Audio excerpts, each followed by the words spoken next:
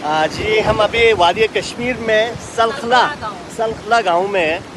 तो ये मेरी बहन है, इनका पसंदीदा जगह है ये। माशाल्लाह आइंदा इधर शिफ्ट हो जाएंगे, तो इनके पसंदीदा जगह पे हम आए हुए हैं।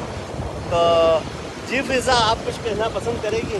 मैंने कहा जी ये मेरा घर है, ये मेरा गांव है। मैं अपने गांव में खुशामदीद कहती हूँ। और अगले साल इंशाल्लाह मेरा घर भी कंप्लीट हो जाएगा और फिर हम यहाँ बहन भाई नीलम के किनारे बैठ के एक गाँव में, तो फिर हम नीलम किनारे बैठ के चाय कॉफ़ी पियेंगे और पकौड़े खाएंगे, मज़े करेंगे। माशाल्लाह माशाल्लाह, अल्लाह मुबारक करेगा जी, हम दुआ करते हैं।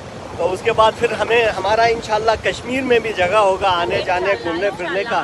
तो उस उर्दू में तो ऑलरेडी है जगह। और फिर कश्मीर में भी अपना इंशाल्लाह हम यहाँ फूल लगाएंगे, पौधे लगाएंगे। मैं फलदार दरख्त लेके आऊँगा, फिर यहाँ पे हम लगा लेंगे।